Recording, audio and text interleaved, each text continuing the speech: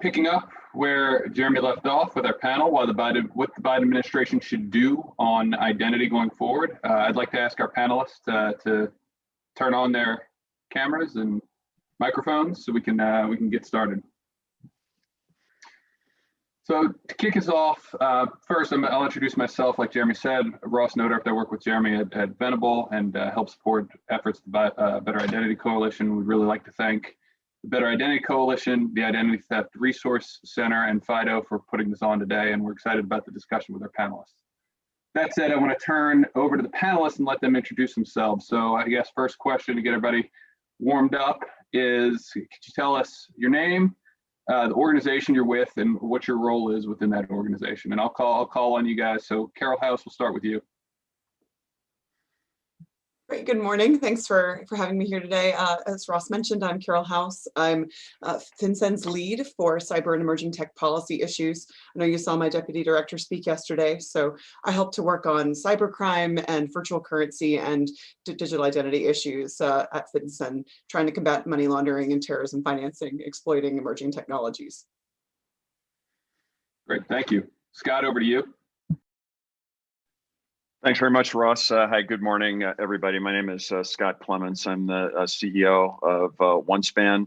OneSpan is a company that focuses on protecting digital identity in high-value transaction spaces.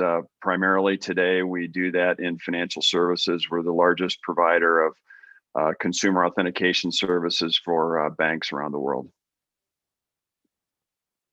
Thank you. Dorin, to you. Hi, good morning. Dorin Methfessel. I'm with the U.S. Postal Service. I am the Acting Director of Identity and Access Management. So I am in our cybersecurity group. We're responsible for authenticating and allowing users into our environment, whether they're an internal employee, whether they're a supplier or a customer. So a very wide span of folks that we let into our environment. And our group is also uniquely positioned because we work in the research and development. So we're developing innovative solutions for taking cyber to a greater product span. Great, thank you. And then last but not least, John.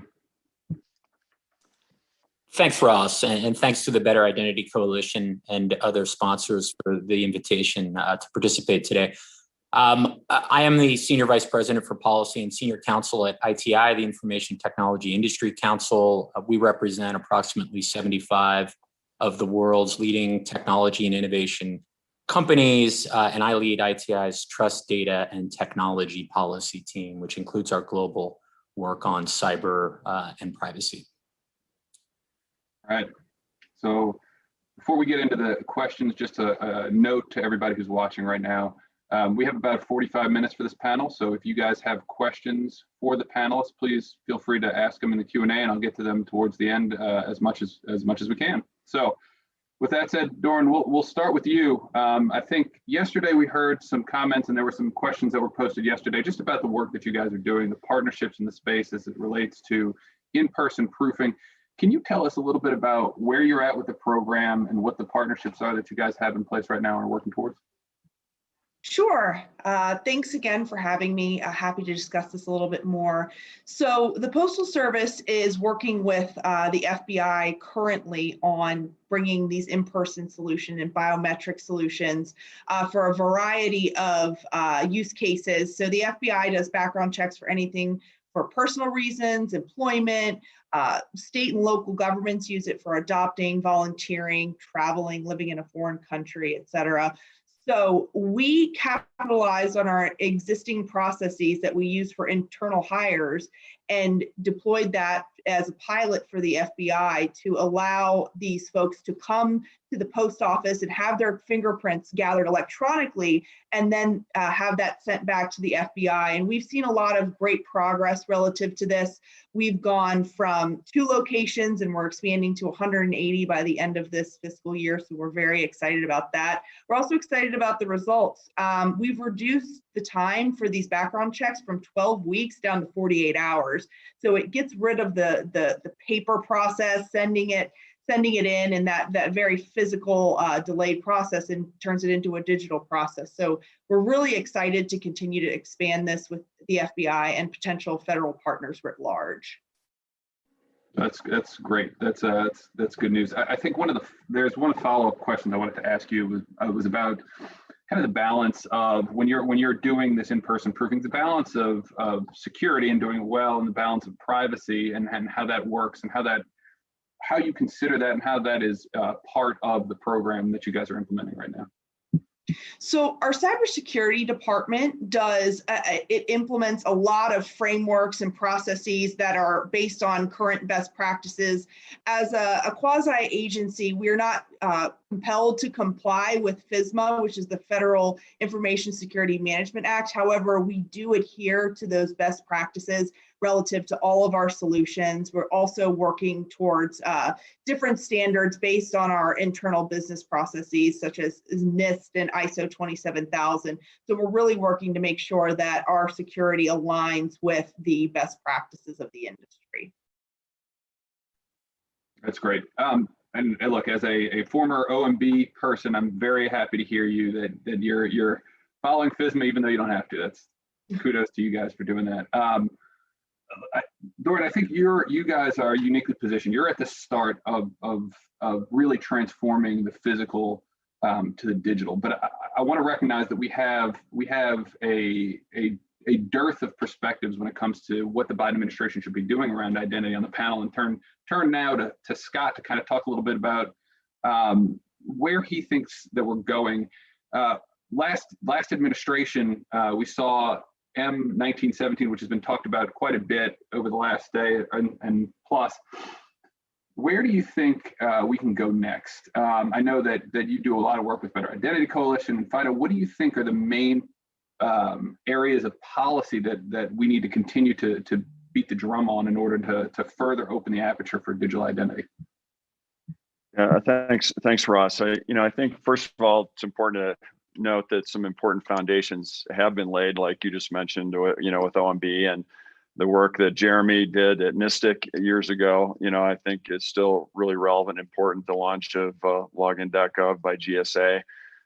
These are all important steps in the right direction, but I think the limited adoption of login.gov by agencies so far is also symptomatic of some of the challenges, and really demonstrates the need for a whole government approach at the very highest levels. And it appears so far that President Biden does have a lot of interest in that.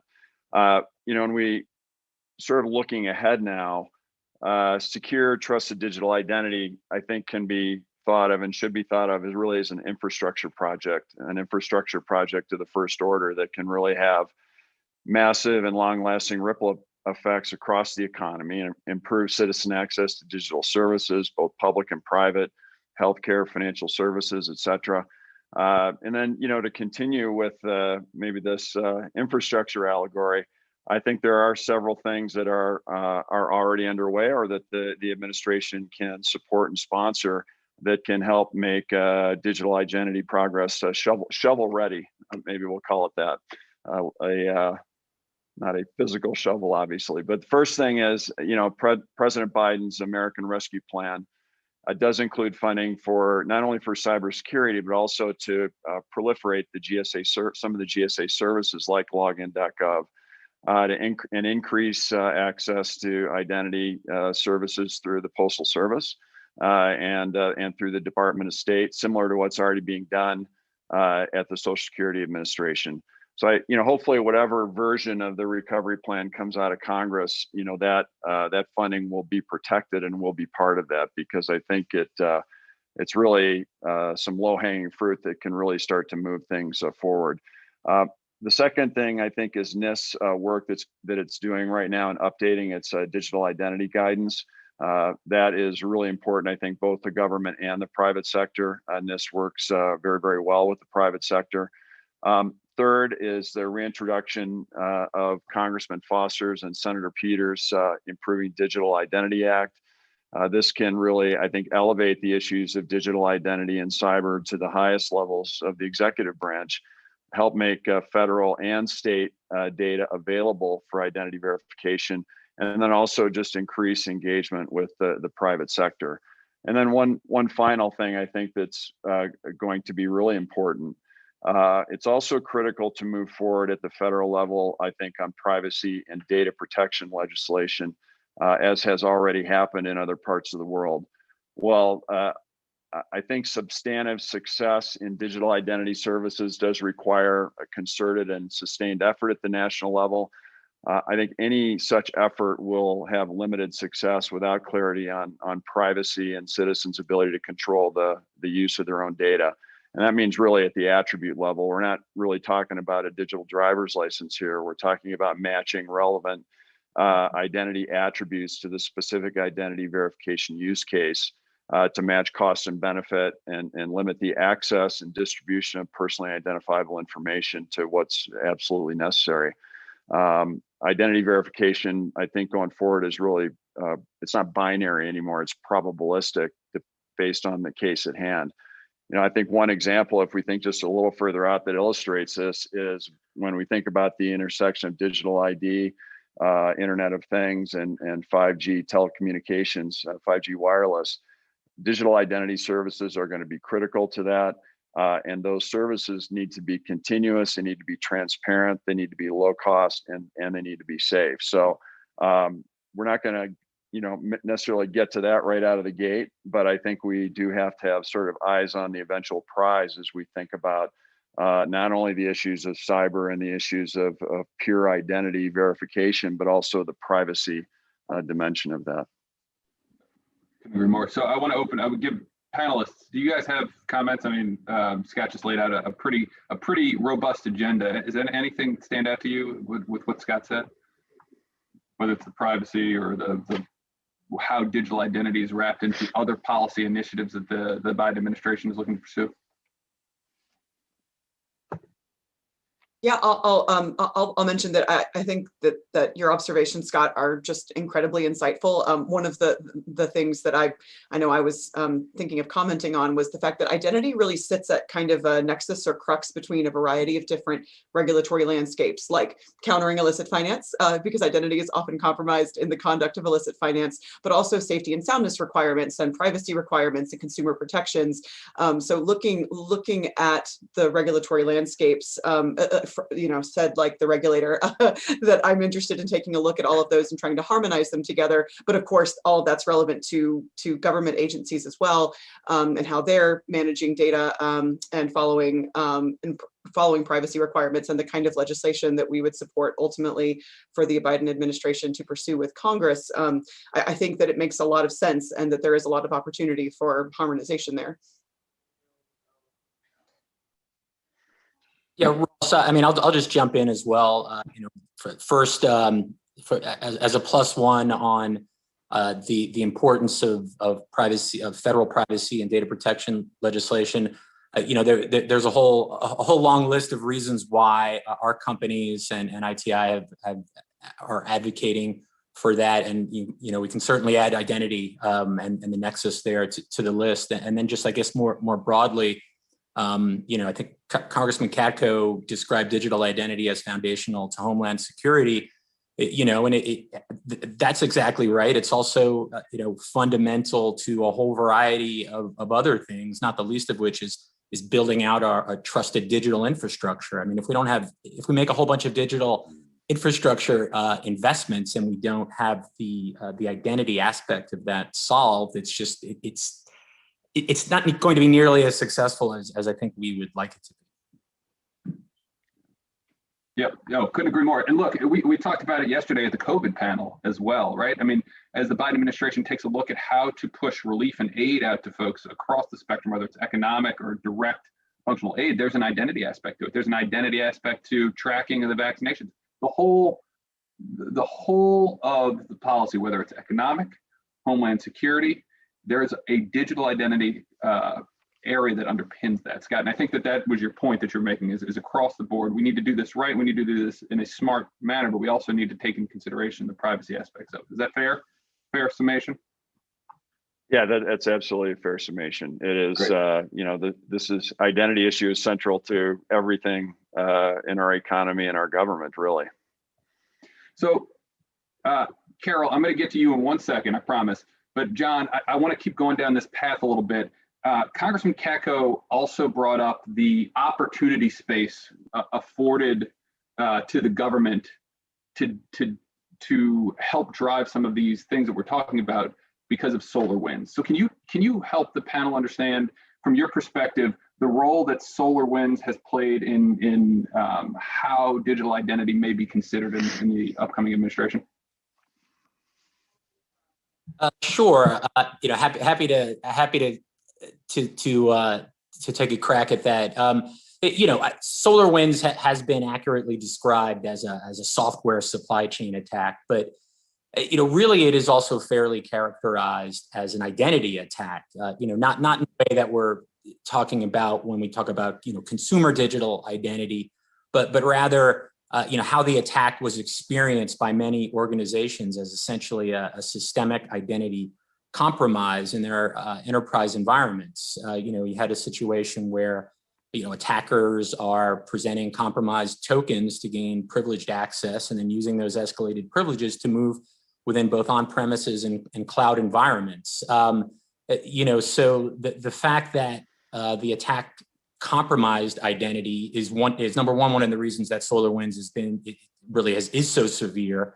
And I know we're going to hear more about SolarWinds, I think from Microsoft later today, and I'm sure that speaker will be able to go technically deeper. But I think it's instructive for a couple of reasons, right? At least from my perspective, and I think it provides some opportunity actually, in a way, to kind of achieve some of the broader identity objectives. First, characterizing SolarWinds as an identity attack presents an opportunity to remind policymakers of how fundamental identity is to not only what we're doing online as consumers, but in enterprise environments. Obviously, Congressman Katko and others understand that, but not everyone does. And then second, we do know that there will deservedly be a great focus on SolarWinds in the coming months, both by the administration and from the Congress exercising their oversight and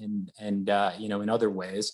And so for those of us who believe that we need to shine a spotlight on the importance of identity and especially that broad importance of it as deserving increased policymaker focus, I think we can seize on the interest in SolarWinds as an opportunity to discuss the identity dimension of the attack and the need for more focused national approaches to digital identity. I like that, and I think one of the pieces too that he was also mentioning was the need for state and local partnerships with the national effort that we're talking about here. And again, Carole, I promise. But Dorin, real quick, I want to pick up that thread a little bit. Have you at USPS, do you guys work at all with the state and local governments? I know you guys are really able to reach the last mile on a regular basis, and I think that's one of the most important aspects if we're going to approach this as a whole of nation approach. So I'm just curious how you guys work with your state and local partners doing some of the work that you're doing. So we've yet to formally or establish a type of supply chain to rely on state and local governments. We're exploring that area, but other than that, I don't have much more information as to how we're going down that path. Still in the exploratory phases. Good. I mean, look, I think a lot of state and local governments are still, some are very far along and some are themselves at very much the early exploratory phases. So I think it's a good timing. Carole, so we've talked about kind of a national approach. We've talked about some of the enterprise issues. I think having Michael Mosier kick it off yesterday was extraordinarily helpful because it gave us a perspective from a regulator looking at critical infrastructure sectors who use digital identity positively to enhance customer experience, which is also a completely different way to look at it. So I'm curious from your end, $400 million, you guys are starting to work in what a unique identifier could look like. Can help me understand what the process looks like there and how you guys plan to work forward to meet the objectives that were laid out yesterday. Yeah, absolutely. Just to give a little bit of color for anybody who sort of missed that, in the NDAA and the AML Act, a really groundbreaking piece of legislation has now required FinCen to develop and maintain this database of beneficial ownership information to benefit law enforcement. And we have the authority to disclose that information to law enforcement as well as financial institutions in support of their due diligence obligations. So Mike really spoke to us now being a provider of identity, which puts us on a different angle of identity rather than just being a regulator of how industry does it and then a consumer of it in reporting and intelligence analysis to FinCen. This is something that's kind of newer. Like we now have to create a FinCen identifier for anyone upon request who wants to submit a beneficial ownership affiliated FinCen identifier as opposed to other identifiers that they may not desire to disclose. So this is really interesting for us, and we're going to have to work holistically across a lot of other agencies as well as with industry to understand making sure that we get this right. So I think that that Dorin and the Postal Service and state and SSA and lots of other partners that very regularly, along with GSA, of course, provide identity services. They're going to be really key partners for us in trying to take a look at how we want to do this, both technologically and then policy-wise, also how we manage this service for working to disclose this information to key stakeholders like law enforcement, as well as for financial institutions. So that's a huge piece of legislation that I'm really looking forward to diving into, and where we want to know where other people have best practices or recommendations. So please engage with us in innovation hours or reach out to us individually, but we'd really love to reach out and work with all of our regulatory and industry partners. So that's, Scott, I'm going to come to you in 1 second on this, but that's, I want to make sure I understand. The industry groups, as well as individual companies who have some of these solutions, there are going to be mechanisms in place for them to kind of say, hey, look, we've been looking at this problem for a long time, and here's opportunities to build on some of the identifiers or some of the layers of identifying information that are out there right now that are being used to determine risk. Is that fair? Absolutely. We have a standing mechanism to do that right now through our Innovation Hours program. It's on the FinCen website. We're constantly asking for industry to come in and present to us on use of innovative solutions that help solve AML, anti-money laundering problems. And identity is really at the heart of most AML requirements, like knowing with whom you're doing business and how you're complying. So ones that are either specific to beneficial ownership or broader issues, we definitely encourage reaching out that way. And then part of the obligation of the Act also points to FinCen to rescinding and then reissuing the customer due diligence rule. So under the PRA process, like when there's notice and comment period, we always ask for industry to submit comments through the Federal Register website. Great. And Scott, having heard the announcement that Michael made yesterday and hearing Carole talk about it more, what is your perspective as somebody who's been living and breathing this for a long time, as far as the use of how to build out something that's relevant there? What are your reactions? Well, yeah, I think the industry has come really a long way in the last 10 years. If you go back a decade ago, most of this was being done with physical tokens and simple OTPs and things like that.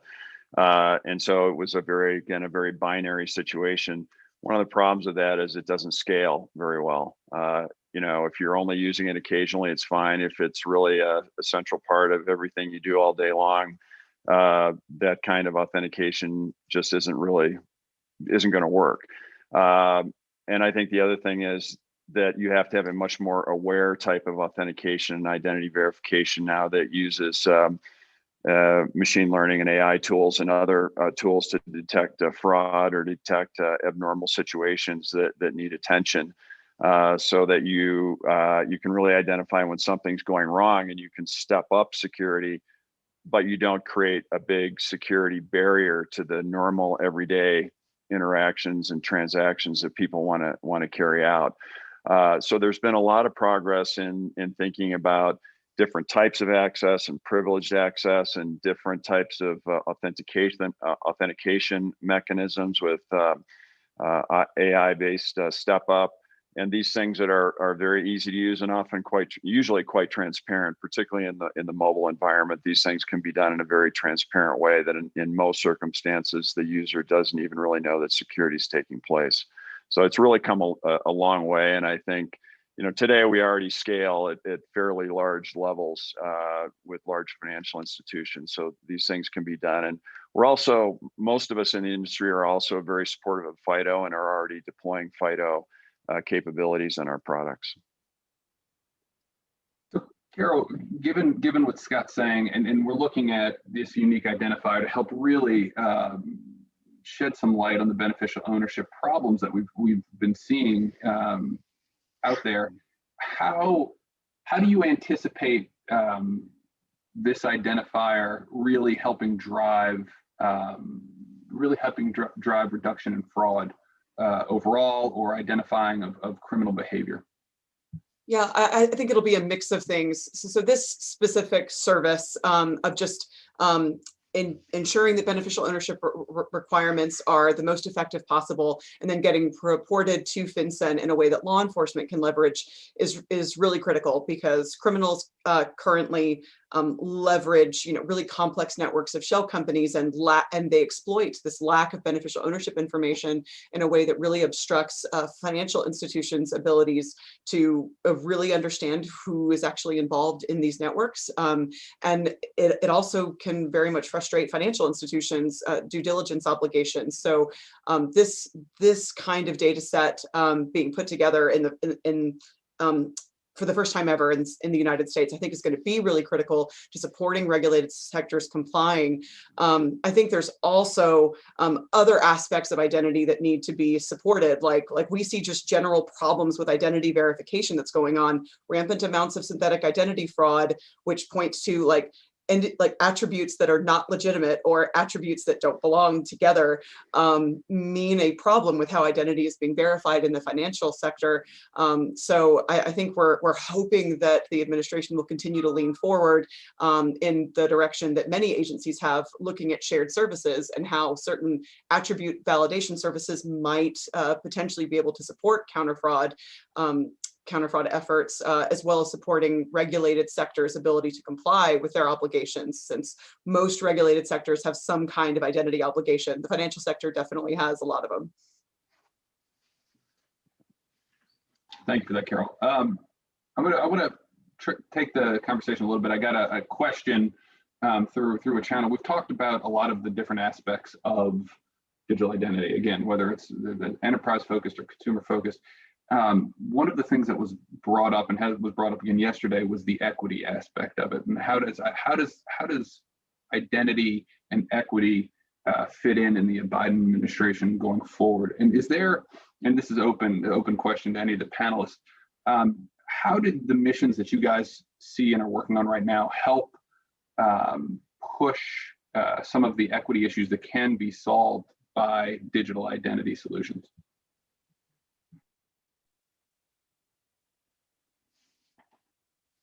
Carole, go ahead if you have something.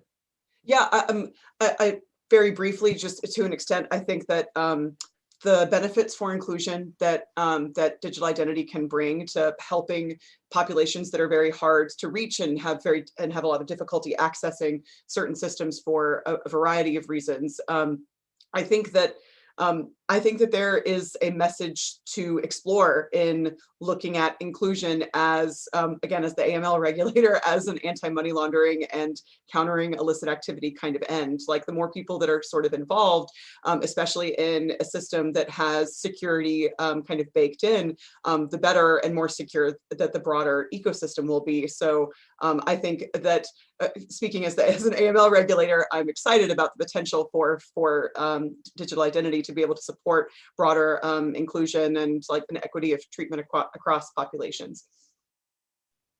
Great. Anybody else? Yeah, I think that the government involvement here is really critical, not only in terms of legislation, but also in terms of the standards and things that are driven by NIST, because I think that level of sponsorship and engagement across the government will really drive down the costs and make the way in which this happens much more consistent.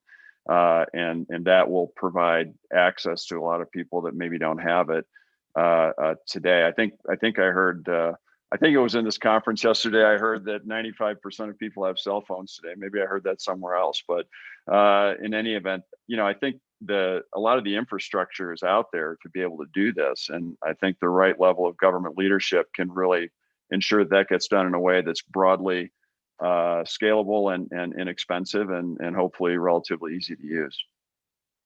Yeah. And Ross, I've got a couple of thoughts on that too, just with our identity proofing solutions. The Postal Service is very uniquely positioned in its physical infrastructure to reach these types of underserviced populations, whether they're in rural communities, urban communities. Most Americans live within 5 miles of a post office.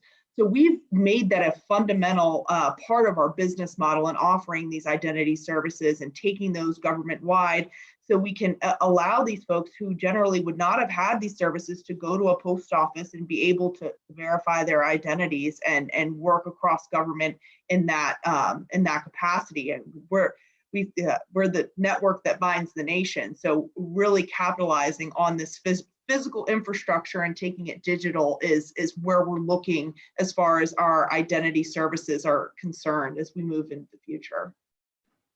Yeah, thank you, Dorin. And I really think there's a lot of excitement around that. There is a good amount of excitement around that. We're really excited. We did get a question from the audience, and I'm going to rephrase it. So pardon, Bill.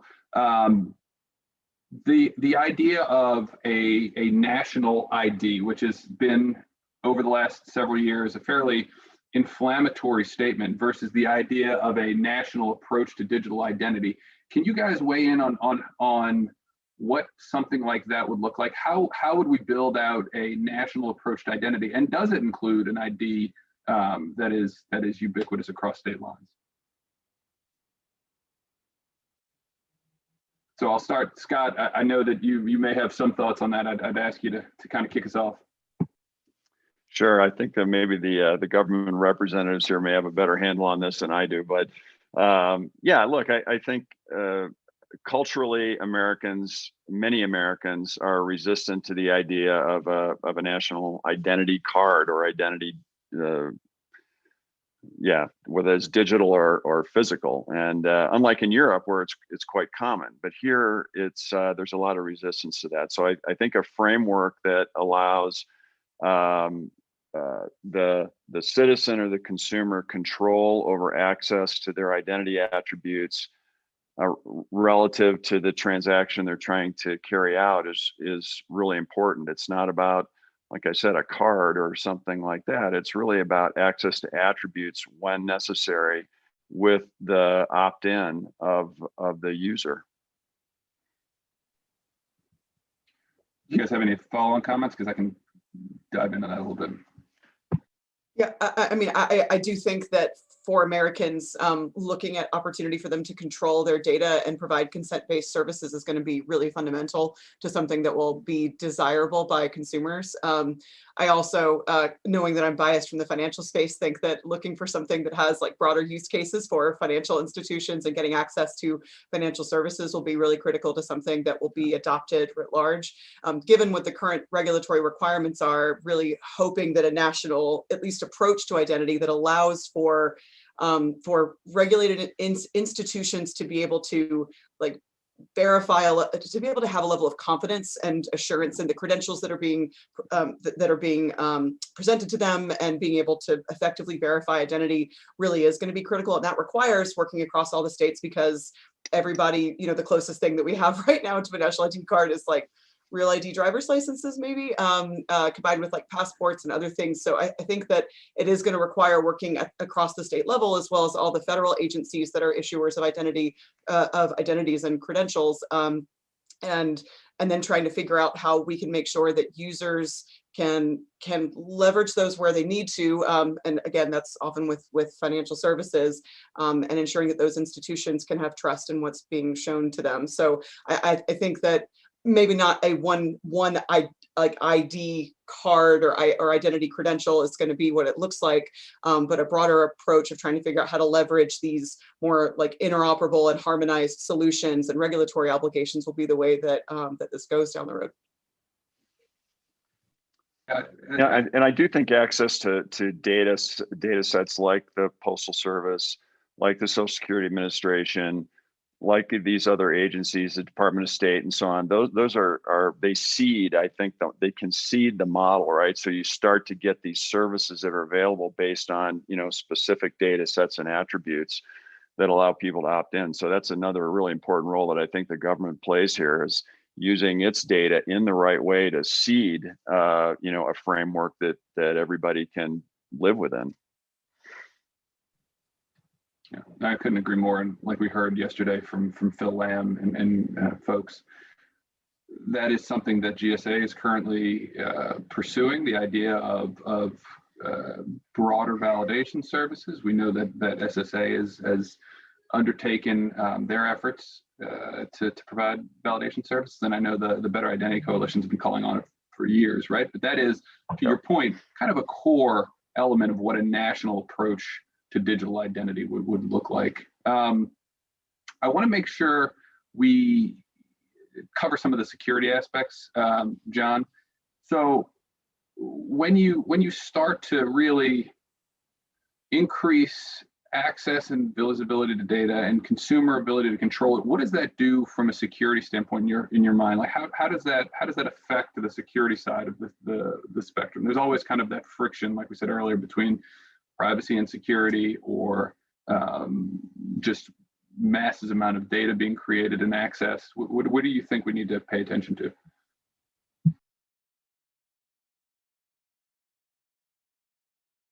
I think you're on mute, John. Sorry about that. Yeah, thanks, Ross. Well, I mean, I think from a security side of things, I guess one of the things, at least from the ITI standpoint, that we've been longtime advocates of is, the importance of risk management, right, and risk management-based solutions. And it wasn't too long ago that we were advocating for the inclusion of language to better account for authentication, authorization, and identity proofing in version 1.1 of the cybersecurity framework.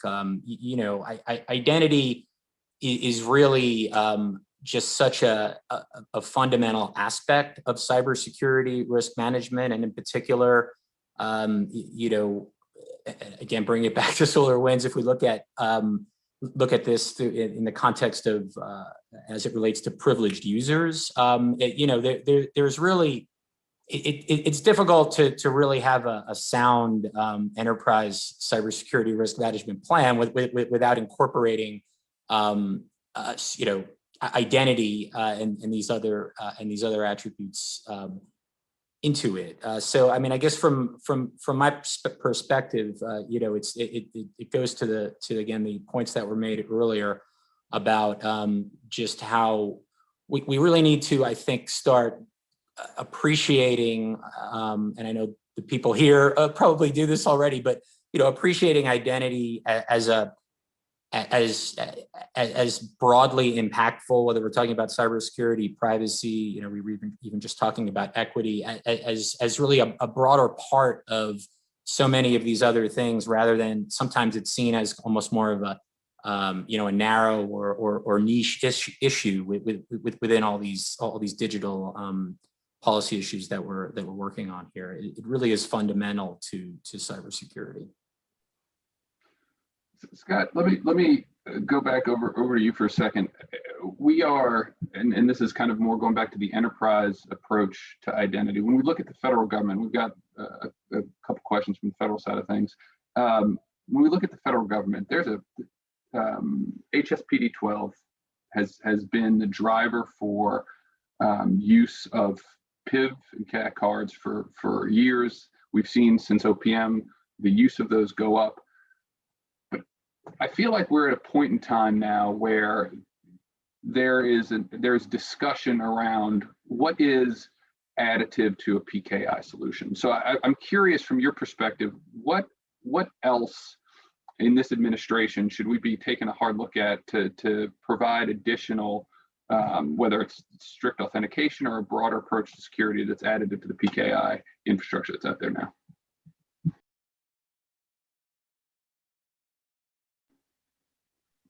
I did the unmute thing there, John. So I think at the core of all of this security, right, it really comes down to identity proofing at the front end and then authentication after that. And I think HSPD 12 is very strong in these regards. It's also can be somewhat limiting, and it's a fairly expensive to be able to do that. So I think there are in the use of FIDO standards and things like that, there are numerous other types of authentication technologies that are easier to use. They're less expensive, therefore they can be deployed more broadly, I think, and more easily. And sometimes it's one of those situations where the perfect is the enemy of the good. And I think to the degree that we can deliver authentication and access security that is maybe it's not as good as a CAC card or a PIV card, but it's a lot better than SMS over the telephone or some of the other or doing nothing at all other than a password and username. There's a pretty big gap in there, and I think the technology has evolved in a way that there are many steps below the PIV and CAC card approach that you can deliver much better security to a lot more people, and really help to ward off phishing attacks and all of these kinds of things, because this is oftentimes where this all starts, is with a phishing attack. And so getting to the very fundamentals of how can we make an individual's ability to access more secure, maybe not all the way up here, but maybe just here, would be a massive improvement, I think, over the situation that we face today. Yeah, and it gets back to John's point about risk management and risk tolerance, right? Absolutely. There are solutions now in the marketplace that are extremely robust, and you can layer those solutions. And then there are those that are lower friction, but still provide a significant amount of protection. And it all is based on the access and engagement with what the data is, right? Is it personal? Does it need to be protected, or does it not need to be? So you have levels of being able to deploy this security, right, that you can match to the risk and the cost and all of that together. I think, Ross, is your point. And it's a very good one, because not everybody has to have DoD level security, but they need something a lot more than what they have today. Right. So we are in the last 5 minutes of our time with each other. So I'd like to start going around and just saying, if there's any other thoughts. Again, we're at a perfect point to have this conference and conversation. We have Biden administration that is standing up as we speak. We have a dearth of material that's been produced over the last few years. We've got some interesting policies that are already in the works. So what would you say? And again, for the government folks here, I understand that you can't necessarily be too prescriptive, but what would you say that you would like to see happen over the next 1, 2, 4 years of this current administration that would help push the digital identity efforts further along? So Carole House, we'll start with you. Well, that's an easy one. And I should have flagged it up front that all these views are mine and don't necessarily reflect FinCen's official positions. Sorry, counsel will make sure I say that. So I guess I know I hinted at it before, that I think continuing to put an emphasis on exploring where there are opportunities for shared services to be able to support regulated institutions and other agencies to be able to identify where there are fraudulent identities that are being presented, and supporting identity verification services. I also think that continuing to really proactively support innovative development of technological solutions, as well as policy solutions, to solve some of these problems. Like FinCen hopes to continue to engage aggressively with the industry to understand, like, where are there regulatory changes that are needed? Is there acceptive relief for innovative pilot programs that you need to feel comfortable to support the use of some kind of innovative solution to either support identity verification or authentication in support of financial services? Those kinds of things, like, are there changes to the attributes that are required to be collected that you want? Are there changes to the nature of how verification is supposed to occur, or what some of those broader KYC or know your customer obligations are? That kind of continued engagement, I think, continue to be prioritized by the administration, which so far they seem to be very much leaning forward on pursuing innovative technologies and looking at that. So I think that would be really helpful to our sector. And then also I hope that they'll continue to lean forward on compliance as well, like flagging to regulated institutions like financial institutions that they need to report information like identity compromise to authorities like FinCen, flag for us as much information as possible, including the authentication mechanism that's being circumvented or compromised in the conduct of account takeovers. Help us see if it's MFA that's being targeted or if it's really just lack of prevalent MFA across the sector. And then, of course, just continuing to lean on sectors and agencies to implement strong, high-level assurance identity solutions consistent with their risk-based approaches. Thank you, Carole. That's great. John, over to you. Thanks, Ross. Well, I think from the ITI standpoint, we recently released a policy memo for the Biden-Harris administration in the 117th Congress. And we included digital identity as one of our priorities. And really the reason we included it has as much to do with US competitiveness as it does security, privacy, and trust. We know, of course, that addressing the COVID-19 pandemic and the economic recovery are priorities of the administration and Congress. We've also learned during the pandemic, since we're all Zoom experts now, of how important digital connectivity is, and that goes for not only those of us doing panels and meetings every day, but students and American families and communities as well. I mean, so on the one hand, we are for sure urging further investments in digital infrastructure to support all this connectivity, but we're also really urging that the deficiencies that we've been talking about in our digital identity infrastructure also be a part of that investment. Because realizing the benefits of the digital economy really, it really begins and ends with trust. I mean, we've talked about it a little bit already with, just the lack of equivalent trusted identities, in the digital sphere that are the equivalent of physical things like, driver's licenses or passports. But, we really just think there's an opportunity for government agencies and the private sector to work together also to drive significant risk and fraud out of online services and really allow more easy and secure transactions. And we're urging the new Congress and the administration to prioritize these issues and work together with the private sector, to really push this issue and to remind everyone that it's connected to a lot of these broader priorities that we know are really at the top of the list. Thanks. Thank you, John. Dorin, over to you. Yeah, to John's point, we've definitely seen the import of digital identities relative to what's happened with COVID. Here at the Postal Service, we're here to support our sister agencies and support the American people by offering and scaling the identity solutions that they need in their homes and their communities in order to support the policies moving forward. Thank you. And then Scott, last but not least. Wow, okay. Big responsibility here.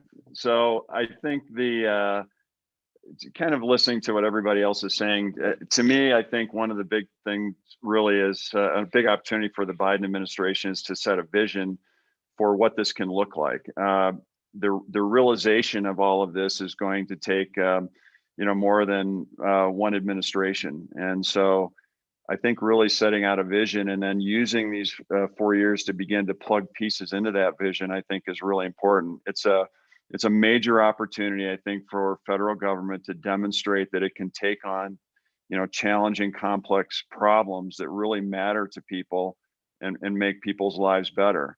And, it's like the highway system being built back in the, in the 50s. It was a big project, but it changed the country and it changed people's lives. And I think these issues of identity and identity theft and fraud and all of that are issues that every citizen is, really become very aware of. And they know there's a problem here and a need for things to be better. And I think that's a tremendous opportunity for the Biden administration to set that vision, to allay the fears that some people have about what this might be, and really set us on a course where over the next decade, we can really put ourselves in a leadership position as a free society of having this kind of capability for people to control their digital lives in a secure and very productive way that'll benefit, the whole country and the whole economy. Well said. Thank you guys very much. I know we're a little bit over time, so I appreciate the panelists being on today, and thank you guys for a great conversation. Look forward to working with you guys going forward. Likewise. Thank you. Thank you. Take care. Thanks, everybody. That was a great panel and a great discussion.